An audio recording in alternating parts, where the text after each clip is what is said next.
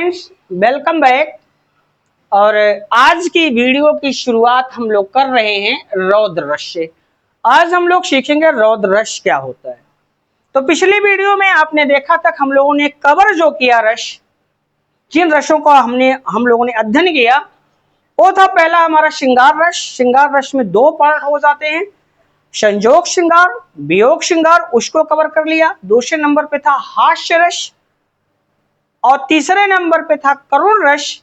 यहां तक तो हम लोगों ने कवर कर लिया है। और चौथा हम लोग कवर करने जा रहे हैं, वो है रौद्र रस।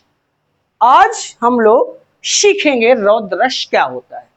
ठीक, तो इसकी परिभाषा ये कहती है कि जहां किसी घटना को पढ़कर, अब यहां समझिएगा, जहां किसी घटना को पढ़कर, सुनकर तथा किसी चलचित्र या दृश्य को देखकर हृदय में क्रोध का भाव उत्पन्न हो, वहां रौद्र रस होता है।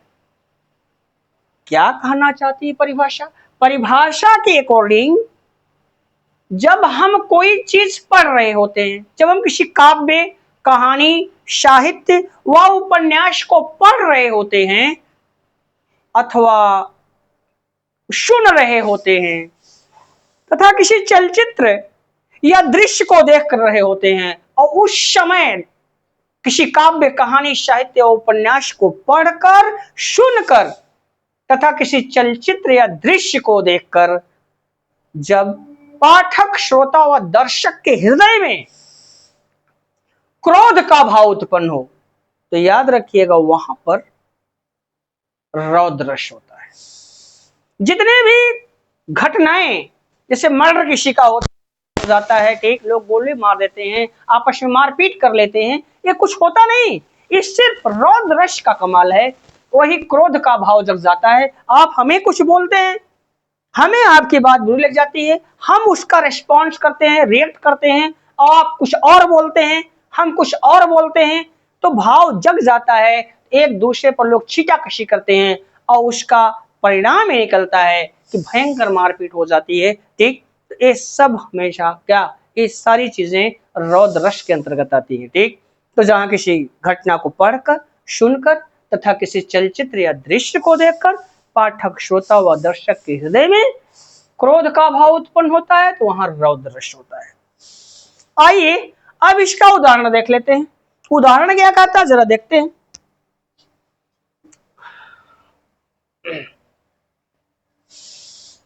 तो याद रखिए, हृदय में क्रोध का भाव उत्पन्न होगा। ठीक, किसी घटना को पढ़कर, सुनकर, किसी चलचित्र या दृश्य को देखकर हृदय में क्रोध का भाव जब उत्पन्न हो, तो वहां पर रौद्र रस होता है। इसका अस्थायी भाव क्या होता है? क्रोध होता है। ठीक, पहला उदाहरण यहां हमारा है। पहला जो उदाहरण है वो है, उस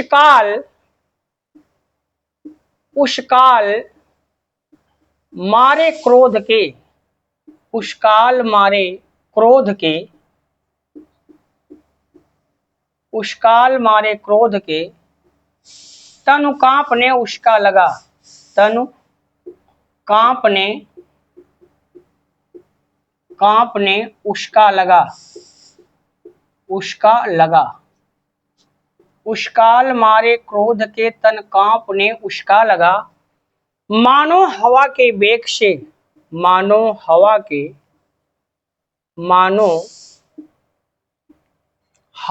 वेग से, मानो हवा के वेग से,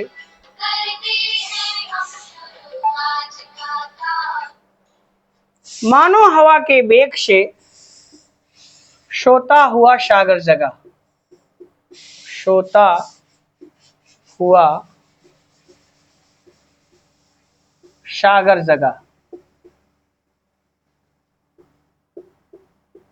जगा, यहां देखिए, ये रौद्र रस का पहला उदाहरण है। उस काल, काल का मतलब समय होता है। उस काल मारे क्रोध के, कभी कभी आपने देखा होगा जब आदमी बहुत अधिक क्रोधित होता है तो उसका शरीर कांपने लगता है, दांत को पीसने लगता है, ठीक, आंखें लाल हो जाती हैं।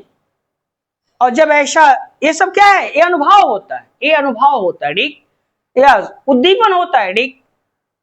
और वह इस चीज को शो करता है कि इंसान क्रोध में है, ठीक। तो यहाँ पे उस काल मारे क्रोध के तनु कांपने उसका लगा, तनु मतलब शरीर होता है, मारे क्रोध के उसका शरीर ऐसे कांपने लगा, कैसे, कभी कहता है मानो हवा के वेग से सोता हुआ सागर जगा। जैसे शांत सागर में तूफान आ जाए, अगर तूफान आने के बाद सुनामी लहरें उत्पन्न हो जाती हैं, रौद्र रूप उसका हो जाता है, उसी प्रकार से उस समय उसका शरीर क्रोध से कांपने लगा। ये प्रसंग कब का है? प्रसंग तब का है अभिमन्यु का वध हो चुका है, महाभारत में अभिमन्यु का वध हो चुका है। होता क्या है, अर्जुन अनुपस्थित होते हैं, और वध का कारण क्या था? अनुपस्थित थे अर्जुन, अर्जुन थे नहीं, और दुर्योधन चक्रव्यूह की रचना का ऐलान कर देता है, और चक्रव्यूह का वेदन सिर्फ जो है अर्जुन कर सकते थे, बाकी और पांडु नहीं कर सकते थे। चक्रव्यूह के भेदन की जानकारी, उसकी विद्या सिर्फ अर्जुन को मालूम थी। अब बहुत परेशान है युधिष्ठिर, युधिष्ठिर चिंतित होकर, परेशान होकर के, ठीक, निराश बैठे हुए हैं। और तब तक अभिमन्यु आ जाता है, बोलता ताया जी आप बहुत दुखी हैं, ये निराशा का कारण क्या है? बोले अरे बेटे, बात कुछ ऐसी है, तुम्हारे पिता अनुपस्थित हैं, और तुम्हारे पिता की अनुपस्थिति का फायदा उठा करके दुर्योधन ने चक्रव्यूह रचना का ऐलान कर दिया है, और चक्रव्यूह का भेदन सिर्फ तुम्हारे पिता अर्जुन ही कर सकते हैं, और कोई उस विद्या को जानता नहीं। 16 वर्षीय अभिमन्यु कहता है ये कौन सी बात है, चक्रव्यूह का भेदन मैं कर दूंगा। इतने कॉन्फिडेंस में बोलता है कि आश्चर्य में पड़ जाते युधिष्ठिर। और युधिष्ठिर कहते हैं बेटा तुमने ये विद्या कहां से सीखी, चक्रव्यूह के भेदन के बारे में तुम्हें जानकारी कहां से हुई, तुम इतना कॉन्फिडेंस से बोल रहे हो, तुम्हें ये जानकारी कहां से हुई? बोला बात कुछ ऐसी है, एक बार की बात है, माताजी जग रही थी, और मैं माँ के गर्भ में था, और पिताजी चक्रव्यूह भेदन के बारे में माताजी को बता रहे थे।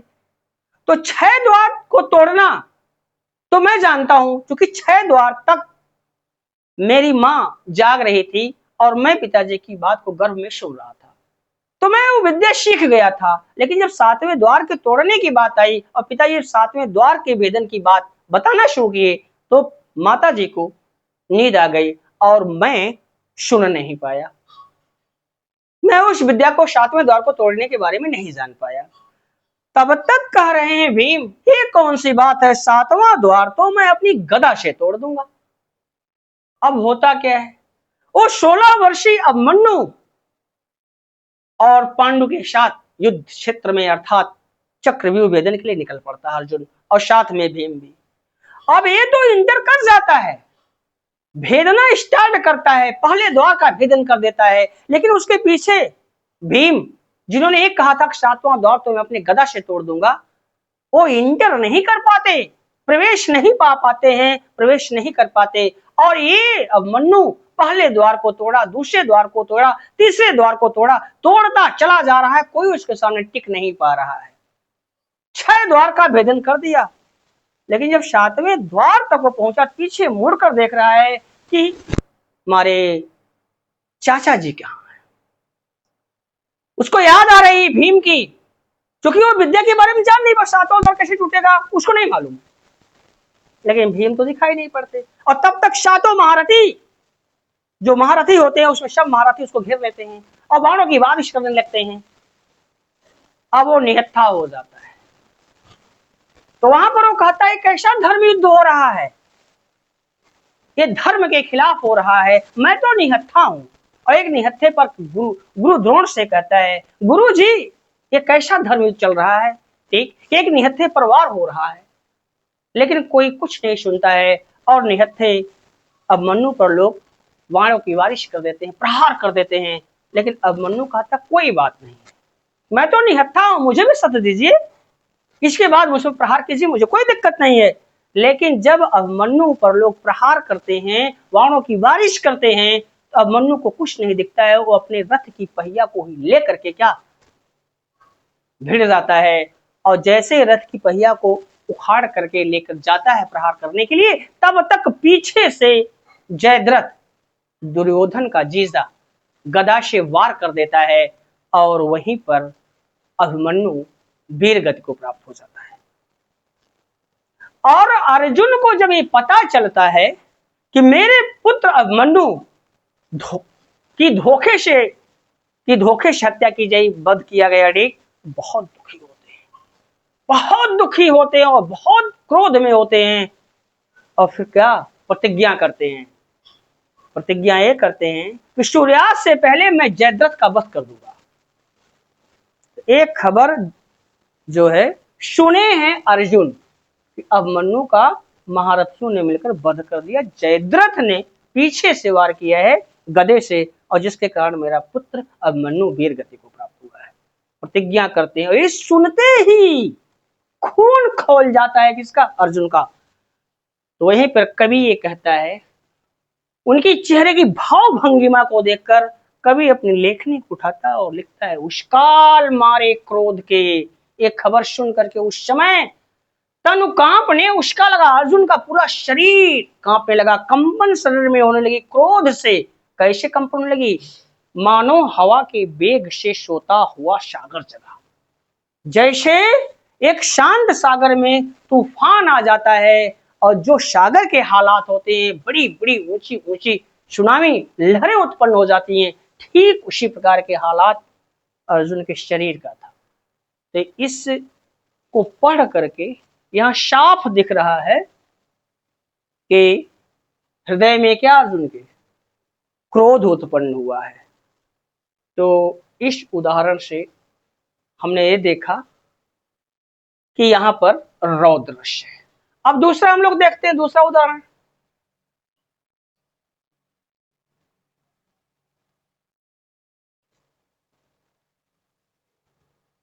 अब ये दूसरा उदाहरण बड़ा इंपॉर्टेंट है। हरि ने भी भीषण हुंकार किया, हरि ने भी भीषण, हरि ने भी भीषण हुंकार किया, हुंकार किया,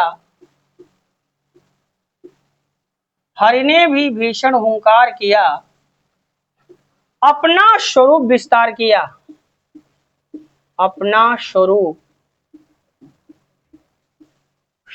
विस्तार किया, विस्तार किया, विस्तार किया, डगमग डगमग दिग्गज डोले, डगमग डगमग, डगमग डगमग दिग्गज डोले, दिग्गज डोले, डगमग डगमग दिग्गज डोले, भगवान कुपित होकर बोले, भगवान कुपित होकर बोले, कुपित होकर बोले, होकर बोले, जंजीर बढ़ा अवसाद मुझे, जंजीर बढ़ा अवसाद मुझे, अवसाद मुझे, जंजीर बढ़ा अवसाद मुझे, हाँ हाँ दुर्योधन बांध मुझे, हाँ हाँ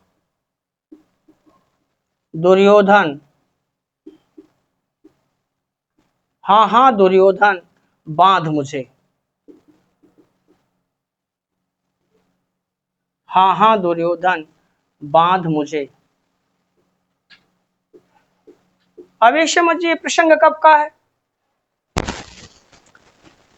कवि क्या कहता है, हरि ने भी भीषण हुंकार किया, अपना स्वरूप विस्तार किया, डगमग डगमग दिग्गज डोले, भगवान कुपित होकर बोले, जंजीर बढ़ा अवसाद मुझे, हाँ हाँ दुर्योधन बांध मुझे। प्रसंग कब का है?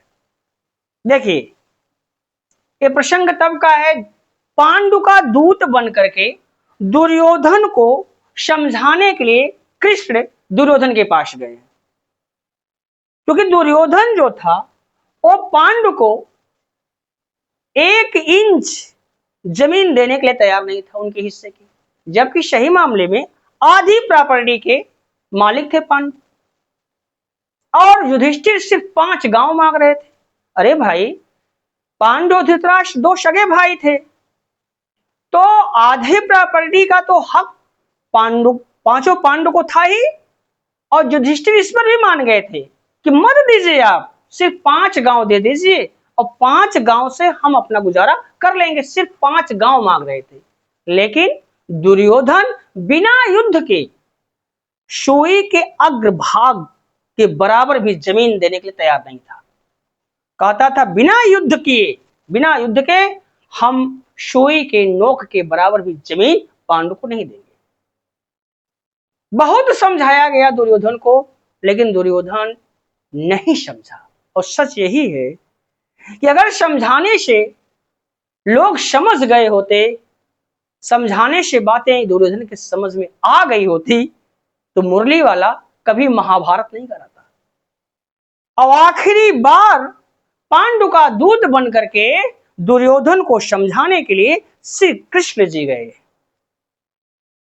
केशव गए, समझा रहे हैं, दुर्योधन क्यों तुम्हारी बुद्धि खराब हुई है?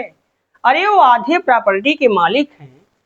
अगर युधिष्ठिर सिर्फ 5 गांव मांग रहे हैं, 1 गांव एक भाई के लिए 5 गांव मांग रहे हैं, तो 5 गांव दे दीजिए, वो तो आपसे आधा भी नहीं मांग रहे हैं।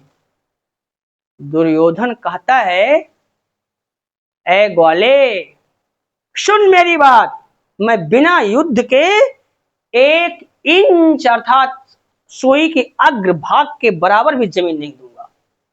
फिर कहते हैं, समझ जाओ दुर्योधन, एक मैं तो समझाने आया हूं कि क्या ये विनाश बहुत बड़ा विनाश होगा और उसका परिणाम बहुत भयंकर होगा।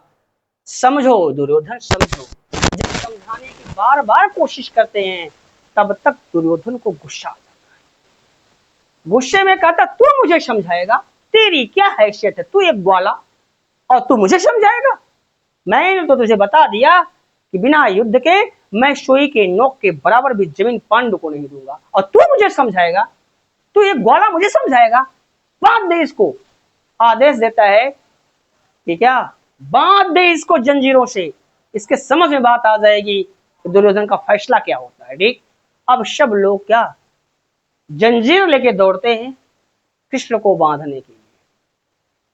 और जैसे ही लोग जंजीर लेके दौड़ते हैं कृष्ण को बांधने के लिए, तब कृष्ण क्या करते हैं जरा देखिए। ठीक, हरि ने भी भीषण हुंकार किया। कृष्ण ने भी क्या भीषण हुंकार किया, गर्जना कर दी थी।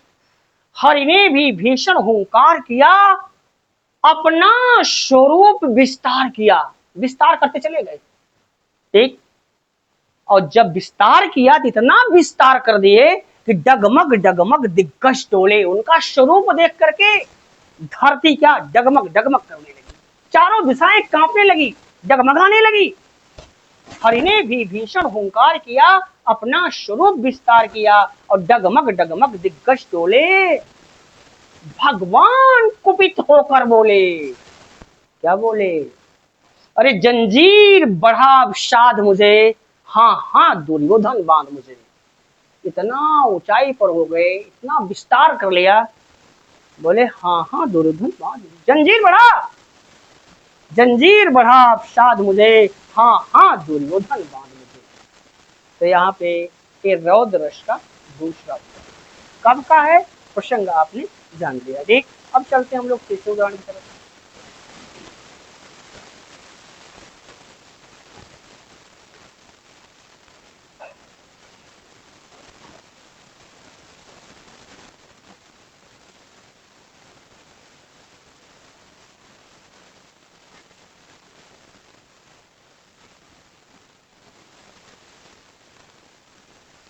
तीसरा उदाहरण है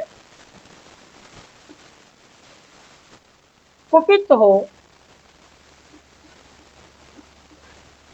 कुपित हो वज्रसी,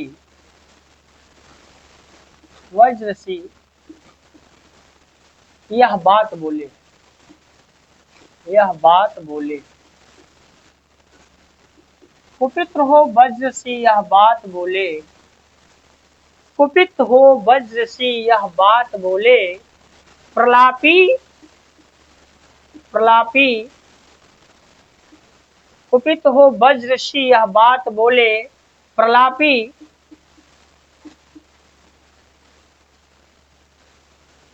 प्रलापी ओ उजागर धर्म वाले, ओ उजागर धर्म वाले, उजागर धर्म वाले। बड़ी निष्ठा, बड़ी निष्ठा, बड़ी निष्ठा बड़े सत्कर्म वाले, सत्कर्म वाले। बड़ी निष्ठा बड़े सत्कर्म वाले, बड़ी निष्ठा, बड़ी निष्ठा बड़े सत्कर्म वाले, वाले। मरा अन्याय से अभिमन्यु जिस दिन, मरा अन्याय से अभिमन्यु जिस दिन, से अभिमन्यु।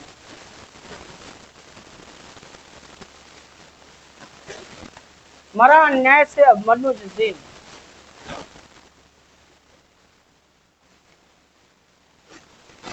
कहाँ सो रहा था,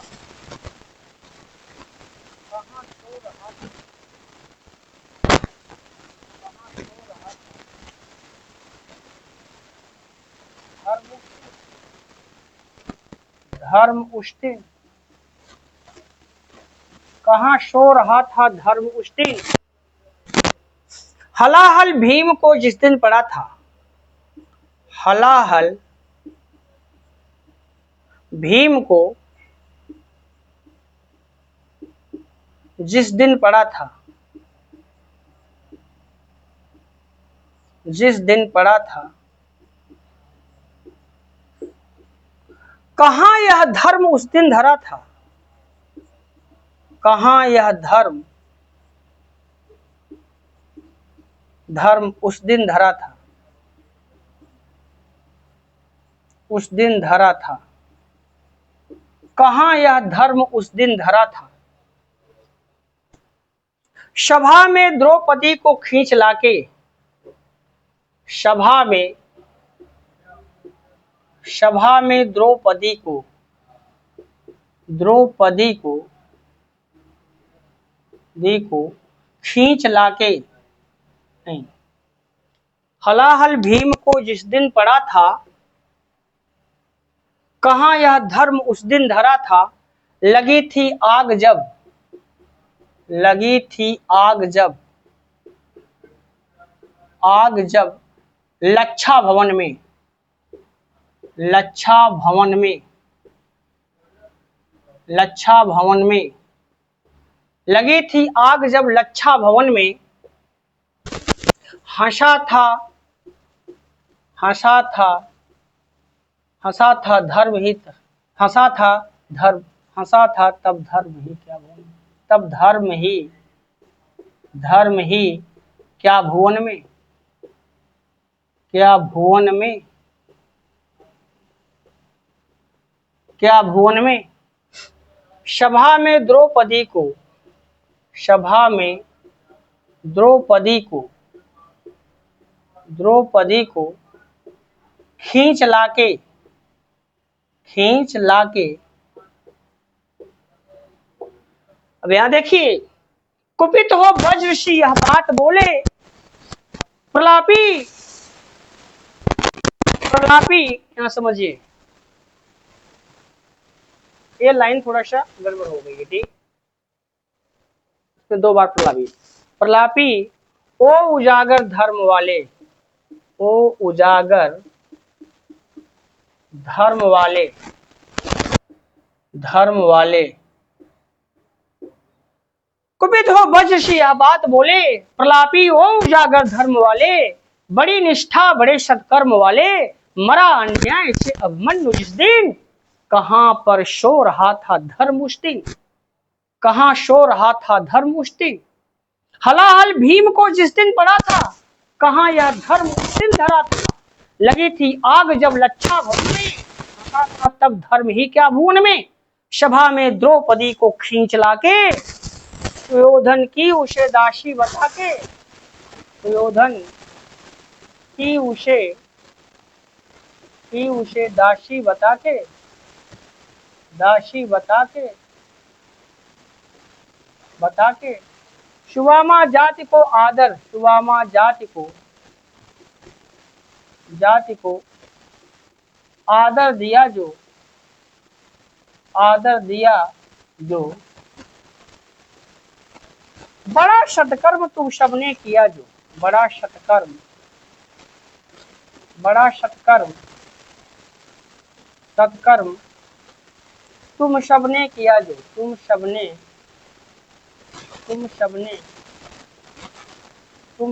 किया जो, नहीं वो और कुछ, नहीं वो और कुछ, वो और कुछ, नहीं वो और कुछ, रस लंबा है, नहीं वो और कुछ, वो और कुछ, और कुछ सत्कर्म ही था, सत्कर्म ही था, विभूषित, विभूषित, शील भूषित, शील भूषित, विभूषित शील भूषित धर्म ही था, धर्म ही था। ये बड़ी ऊंची पंक्तियां हैं रामधारी सिंह की रसरथी से, ठीक। अब यहाँ आप समझो ये प्रसंग कब का, पहले जान लेते हैं एक बार, इसको एक बार पढ़ते हैं, पढ़ने में बहुत मजा आएगा, ठीक।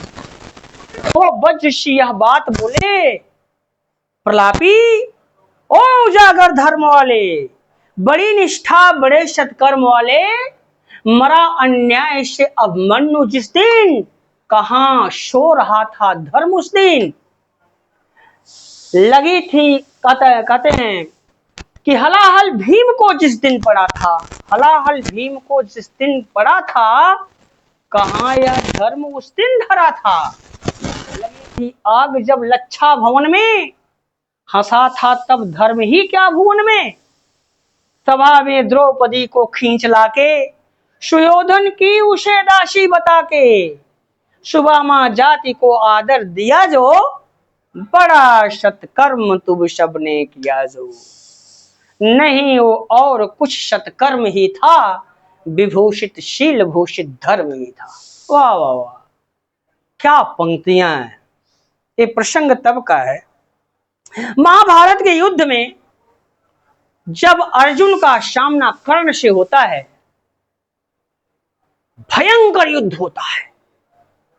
उस भयंकर युद्ध में जब अर्जुन बाण चलाते हैं तो कर्ण का रथ 7.5 कदम पीछे चला जाता है, और जब कर्ण बाण चलाता है, मारता है, तो अर्जुन का रथ 3.5 कदम पीछे चला जाता है। युद्ध घनघोर हो रहा है, ठीक।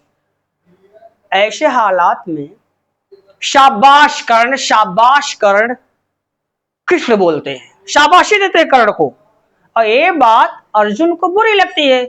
अर्जुन कृष्ण से कहते हैं, हे केशव, मैं बाण चलाता हूं तो कर्ण का रथ 7.5 कदम पीछे जाता है, और जब वो बाण चलाता है तो मेरा रथ 3.5 कदम ही तो पीछे जाता है, इसके बाद भी आप उसकी तारीफ कर रहे हैं। बोले नहीं समझोगे अर्जुन, तुम नहीं समझ पाओगे, कर्ण पराक्रमी है, कर्ण से बड़ा योद्धा तो महाभारत में कि युद्ध में कोई है ही नहीं, और सच है, यही सत्य है। कर्ण जैसा किरदार और कर्ण जैसा करेक्टर और कर्ण जैसा योद्धा पूरे महाभारत में कोई था ही नहीं। यही सत्य है। इसलिए कर्ण उसका पात्र है। कर्ण महापराक्रमी है, महान योद्धा है। और आज तुम्हें समझ में आएगा कि अब तुम्हारा युद्ध किसके साथ हो रहा है। शाबाशी का पात्र है। और जानना चाहते हो रहस्य, मैं शाबाशी क्यों दे रहा हूं? तुम्हारे रथ पर त्रिलोक का भार लेकर, पूरे तीनों लोगों का भार लेकर मैं बैठा हूं। और ये मत भूलो कि मैं तुम्हारा सारथी हूं। त्रिलोक का भार लेकर तुम्हारे क्या रथ पर बैठा हूं, तो कि मैं जानता था पहले से कि जिस दिन तुम्हारा सामना कर्ण से होगा युद्ध के मैदान में, तुम कहीं नहीं टिक पाओगे अर्जुन। कर्ण शाबाशी का पात्र है। त्रिलोक का भार लेकर बैठा हूं, इसके बाद भी वो बाण मार रहा है और तुम्हारा रथ 3.5 कदम पीछे हट जा रहा है और तुम मार रहे हो 7.5 कदम ही पीछे जा रहा है, जबकि मैं तुम्हारे रथ पर त्रिलोक का भार लेकर बैठा हूं। अगर मैं उतर जाऊं, एक बाण का तुम सामना, कर्ण के एक बाण का सामना नहीं कर सकते अर्जुन। इसलिए शाबाशी का पात्र है। युद्ध छिड़ रहा होता है। तो जैसा कि कहा गया है, श्राप था, श्रापित था कौन? कर्ण। कर्ण जाति का क्षत्रिय था, लेकिन ब्राह्मण का वेश बनाकर परशुराम के यहां वो धनुर्विद्या सीखने गया था। और परशुराम ब्राह्मणों के सिवा किसी और जाति को, क्षत्रिय को तो पहली बात हरगिज नहीं, क्षत्रिय को धनुर्विद्या का ज्ञान नहीं देते थे। और ये उनसे धनुर्विद्या सीखने के लिए ब्राह्मण का रूप धारण करके और धनुर्विद्या सीख लिया। एक दिन क्या होता है, विद्या सिखा ही रहे होते हैं कि कर्ण के ये थाई पर, जांग पर सिर रख करके लेट जाते हैं परशुराम।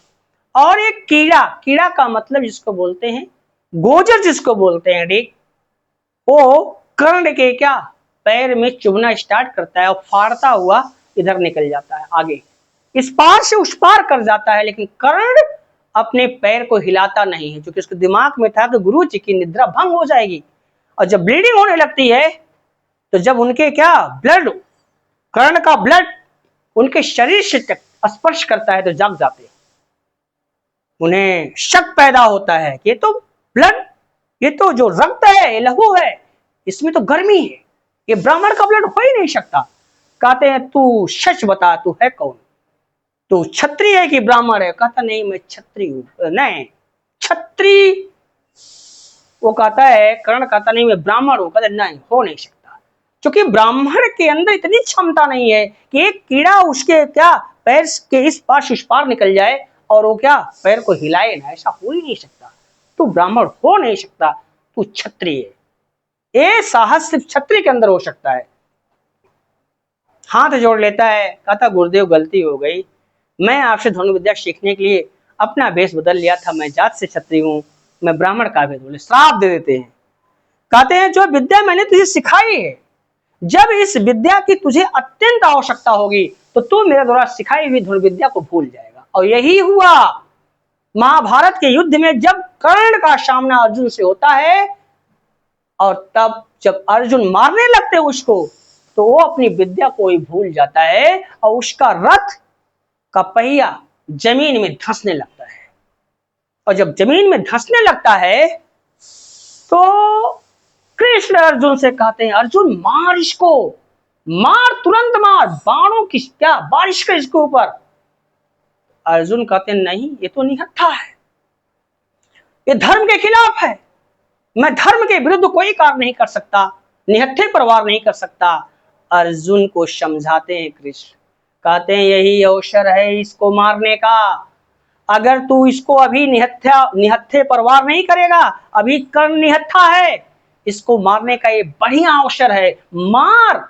अगर नहीं मारेगा तो तू कभी कर्ण को मार नहीं पाएगा और कर्ण तुझे मार देगा। ये शत्रु है, इसका संहार कर।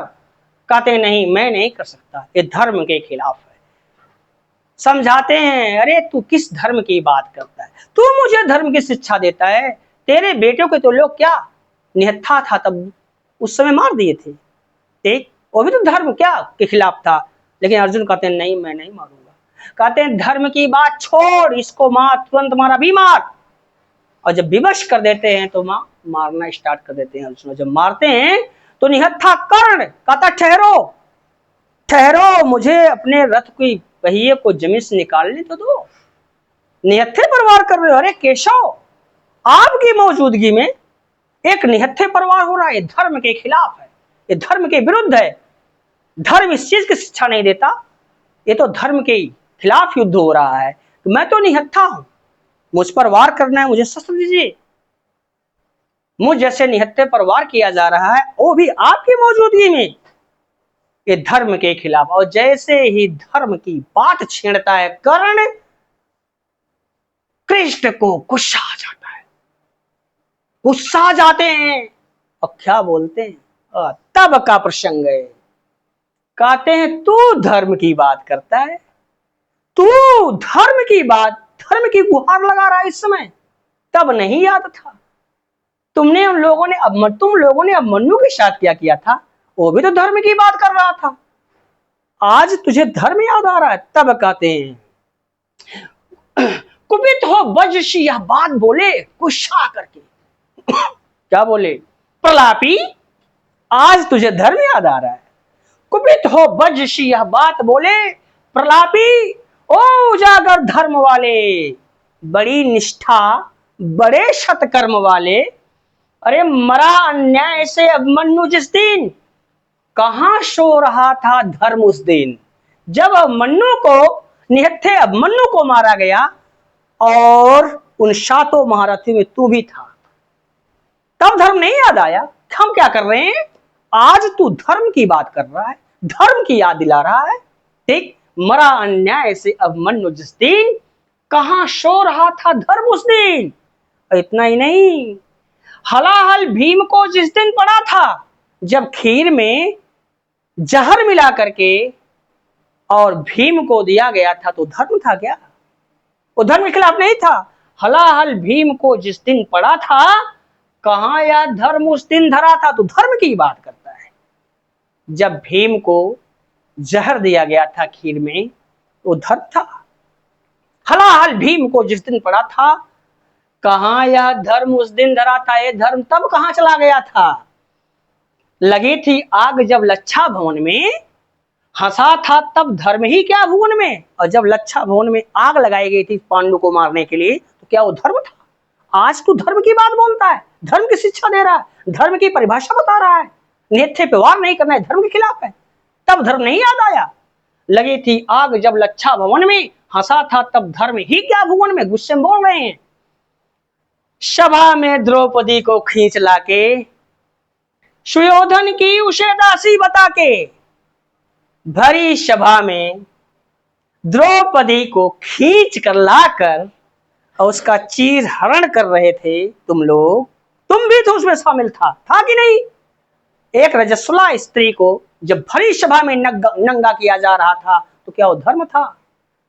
जब एक रजस्वला स्त्री को क्या सभा में खींचकर सभा के बीच में और सुयोधन की दासी बता करके उसको क्या, जब उसका चीर हरण किया जा रहा था, वो रजस्वला थी, वो धर्म था क्या।